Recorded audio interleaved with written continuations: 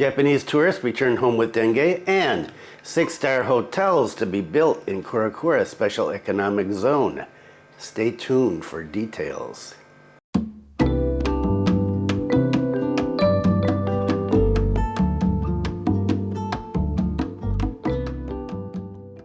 Welcome to the latest news from Bali and Indonesia. This is June 12th, I think, 2023, and my name is Bruce.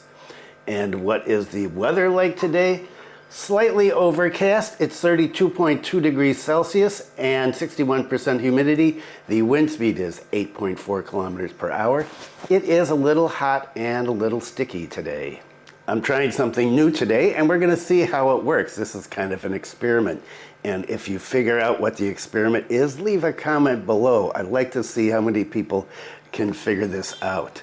Okay, let's take a look at what's going on. Health. Japanese tourists affected by dengue. They're going home from here and they have dengue. And it is worrying the Bali health authorities. The new chairperson of the Bali Province Indonesia Health Entomology Association, PEKI, was talking about dengue and health issues, and Sanggede Purnama is the new chairperson of PEKI in Bali. As a province that's endemic to dengue fever, there are going to be many challenges, such as leptospirosis as well, and there'll be new diseases as well. She said right now dengue is the big problem, and so one of the roles of the health specialist is to make efforts to overcome this, especially in sanitation and settlements, ports and airports. Gede said the trend of dengue cases in Bali is quite high now. There are still many endemic areas where many cases of dengue infection are found, not only in local residents, but also in foreign tourists. Gede has received several reports, one of which was from Japan, which reported that tourists were infected with dengue fever while they were in Bali. Once they got back to Japan, they were tested and found to be positive for dengue. Not just once, not just twice, but many reports actually of tourists going back with dengue. And so that's a worry, especially for people that are coming in. Gede said, we need new innovations to work on dengue prevention. So far, Dengue said, we've got a digital surveillance system to detect transmission of the disease so that data can be pulled in an integrated manner. In addition to dengue, there's other diseases that are a focus right now, such as malaria. Malaria? Yeah, well, Bali is free of malaria, but according to Gede, this is going to be a problem in the future because Bali is developing mangrove tourism objects, and malaria will have great potential when tourists are out at night. Moreover, workers in mangroves, Gede said, are usually dominated by workers from NTT, where malaria is quite common, and Papua as well. So he concluded that they've got a lot of work cut out for them in terms of infectious diseases, and we'll just have to see how that goes. Next major story, 6-star hotels to international standard. Marinas will be built in Bali's Kura Kura Special Economic Zone. Did you know that there was a special economic zone in Bali's Kura Kura area? I didn't until I read this article, but apparently my son knew, and one of my son-in-laws knew as well. So we have the special economic zone in Sanur, and Bali has another one now. This is Kura Kura in Bali, which is in the Serangan Island area of Bali. Previously, the island had been established by President Jokowi through government regulation PP number 23 of 2023 to make that area, the Kura Kura area, into a special economic zone. And this is planning to be developed over 30 years in 5 phases. The first phase, the infrastructure development, has been almost completed, including 8 kilometers of roads, 2 kilometers of canals, 7 water retention lakes, and utility infrastructure such as electricity, water, clean water, fiber optic, high-speed internet, all of which are being installed underground. Wow, that is cool. The road infrastructure is not all asphalt, but uses corn blocks to ensure that water gets into the retention lake, and so that the island has its own water source. And this is part of the commitment to being sustainable in the island. Currently, there is one building that's been completed, the United in Diversity Bali campus in Singhua, Southeast Asia Center. And according to the spokesperson, this is not a mall or a hotel, it's a campus because of the commitment to sustainable development goals so that education comes first. In addition to the UID Bali campus and the Southeast Asia Center, other facilities are also being established, namely the Three Mountain Bamboo Pavilion, which is a function hall pavilion that can accommodate up to 350 people. Currently, the ongoing work process is to continue the construction of the 8-kilometer road, as well as a number of other developments. Other developments, well, they're talking about an international marina, a grand outlet mall, and intercultural schools from kindergarten all the way through high school. And then maybe later, there will be groundbreaking for these buildings later this year. Apart from that, there is going to be a 6-star hotel and a high-class restaurant, which will be built over the next 5 years. When asked about where the investors are coming from, are they here, local, or are foreigners? Pak Zaki, the spokesperson, said that investors have joined and that there's a mix of domestic and foreign investors, but that all of the capital is already within the country. It's not capital coming from outside the country. I'm not exactly sure why that's important, but it is. And so there are investors that are looking to make some big bucks from this, apparently. So the Special Economic Zone covers 498 hectares. It's located in the South Denpasar district area, Denpasar City. Business activities in the zone are going to consist of tourism and creative industry activities. The business entity responsible for financing the development and the management of the Bali Kura Economic Zone, Special Economic Zone, and carrying out construction has to be ready to have this operating within 36 months. So 3 years, they've got to be ready to get it going. Now, they talked about this as a development for 30 years, so obviously it's not all going to be finished. This is going to be an ongoing project, but it should be ready to open up within 3 years. And I guess maybe the 6-star hotel and the mall and the marina will be developed by then. We'll just have to wait and see. If based on an evaluation at the end of the 36 months, if it's not ready to operate, well, the Special Economic Zone designation can be revoked, or they can find a new company to do this, or they can provide an extension of maximum of 2 years. In the event of an extension for 2 years, if it's still not ready to operate due to forces beyond their control and not of the business entity, they can extend this for another 3 years. So forces beyond control would be such as, well, the pandemic, for example, volcanoes, earthquakes, tsunamis. So what do we got there? We've got the university, we've got the schools, there's going to be the hotels, mixed use things such as a wellness center, tech parks, other amenities, and of course, a fancy marina. And this is targeted to generate an investment of 104 trillion rupiah, absorbing 35,000 direct workers and another 64,817 additional workers. In addition, this was expected to bring in foreign exchange of 31.8 billion US dollars when it's fully operational in 2052. So, more development, never ends. Okay, but wow, talking about a lot of jobs there. What kind of jobs are they going to be?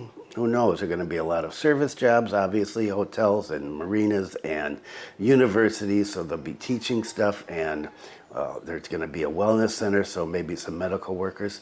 So we'll have to see how this works. But this is already being talked about. I just found out about this, but local people down in that area know all about it already. And here is something interesting. Now, as we know, people being deported all the time, and I talk about this every week, but these deportations, just 3 that I'm talking about right now, kind of special because it addresses the issue of people that came in on investor visas, not planning to invest anything, but they wanted to get a longer term visa, and they didn't know how to do it. And, well, I guess they were offered by agents, well, you can have an investor visa, because I used to see a lot of ads for this. Immigration said a few months ago, we're going to crack down on this. You know, we know that this has happened, and we're going to be checking on things. Well, here it comes. Let's take a look at this. Singaraja immigration deports 3 foreigners. The 3 foreigners, one was from Singapore,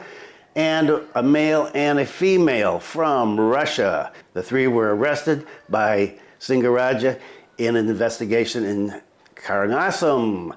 And why were they in Karangasem? Because apparently there was some event going on, and they were notified, immigration was notified from social media about a Dance for Peace activity which was held in Sidaman in Karangasem, and so they went over there to check things out and see what was happening. And what they found was that the Singaporean who is being deported or has been deported, he was the organizer of this, and he was also working as a DJ. And if you come in on an investor visa, you are not allowed to work as a DJ or anything else. So the 3 had this, but they never carried out investment activities. And apparently, when they were questioned by immigration, they admitted, yes, we came in because we wanted a long stay here, and this seemed to be the best way to do it. And so, you know, we're here, and we got the investor thing, but we really haven't invested anything. And Singaraja immigration said, okay, thanks for coming. Don't let the door hit you in the behind. And out they went. And according to this article, one of the Russians was not very cooperative and even pushed some immigration officers when they were arrested.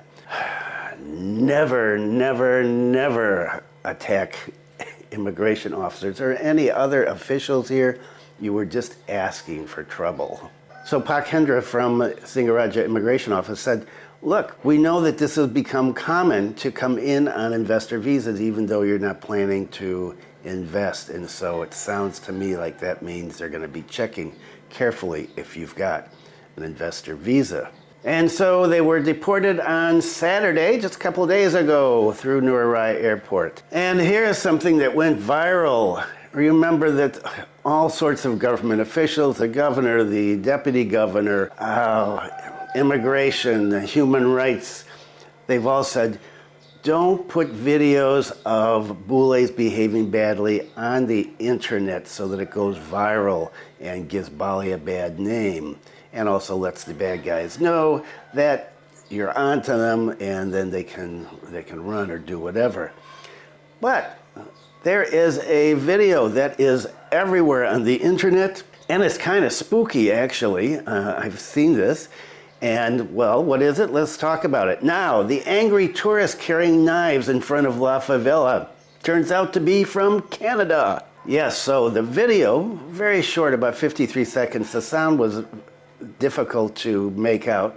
There were Indonesians, there were 3 foreigners. There was one foreigner who had what looked like a pretty wicked knife. It was big. But he says once he was arrested that it was a toy. It wasn't a real knife, but that he threw it away. And so, police aren't buying that story quite yet. So the berserk Canadian was making a big scene in front of Natty's Bar and Grill, I guess by La Favela. I'm not familiar with that area. He was seen in the video screaming, carrying this big knife, and there were 2 foreigners across the street. And he started yelling at one of them, and there was an interchange between that male and the guy who's been arrested, the Canadian fella. And then the guy's girlfriend, the guy who was not carrying the knife, started screaming, and she pulled him back as the drunk Canadian approached and was very aggressive, and she was worried about him getting stabbed, I guess. And so a lot of Balinese were around. They were trying to get him to calm down and go away, and eventually I guess he did go away. The police tracked him down and found him in less than 24 hours, and they arrested him and brought him in. And as I said, he said, I was drunk and that's why I was behaving that way, and it wasn't a real knife. It was a toy knife. I bought it because people have been coming after me. Hey, I don't know what that story is. Police are still investigating. And here is a cute story we'll end up with. Hundreds of cosplayers show the best costumes for idol characters. Yes, right here in Singaraja. And I am so sorry I missed this. Zoe would have loved that. I didn't hear about it, but next time it comes, I'm going to have to go and take Zoe with me to see this. It looked like a lot of fun. So hobbies as cosplayers can, well, make some money as well. And so this was held over the weekend on Saturday over at Bung Karno Park over by Sukasada. Hundreds of young people totally appeared wearing unique clothes like characters from anime cartoons, comics, and superheroes. And they were at the Coswalk competition with the theme Kaiganzan, which means mountains and seas, and that's related to Buleleng. We have mountains and seas. In addition to clothes, facial makeup and body gestures are exhibited as closely as possible to the original characters being played. And take a look at some of these photos. They are pretty interesting. One of the competition participants, Miss Runa from Sangsit Village, over that way, to the east of us, wore a costume of one of the game characters, Ochi. And she admitted that she has been pursuing cosplay as a hobby since 2014, a long time. She already has 40 costumes. Some of the costumes that are owned by her were purchased, and some she made by herself. And she said the cost of making her own clothes ranges anywhere from 500,000 to 1.8 million rupees, and the production of these costumes can take anywhere from 2 weeks until a month. She said she started doing this when she was living in Java, and she became a regular at cosplay events here. And when she got back to Bali, she found out that there's a cosplay community here too, and so she's continued on. And according to her, she gets a lot of pleasure being able to bring the characters that she likes to life. Recently, she started this as a hobby, but she said now she can get some money by photoshopping, becoming a content creator, selling her costumes. And meanwhile, the chairperson of the Coswalk Competition Committee for Buleleng Regency said that the event for cosplayers was the first time that 50 participants participated in the competition. In addition to those, there were hundreds of people there to watch. The enthusiasm for this first time is very high, he said, because not only are those that take part in it, but people who just come to have a good time and enliven up the atmosphere. Said people came from as far as Tejakula, Gikit, Gorogak, wow, and Gilimanuk. So there were a lot of people there. According to government spokesperson, this accommodates the creativity of young people in the world of fashion, which is very free, and it's also a place to build friendships and brotherhood and sisterhood. The participants were not limited to any particular theme. They were given the freedom to express themselves and bring whatever costumes they wanted to bring. And so he said, we're also grateful to the Buleleng Regency government for providing support and providing the place and moral support, and hopefully it will continue in the future, because only with an event like this can these cosplayers perform and get out and do this in public. And it's necessary to hone their talents and also to be mentally prepared to do your stuff in public. Okay, that is it for today. Thanks for viewing. Be kind to someone today. Stay safe. And I will see you next time.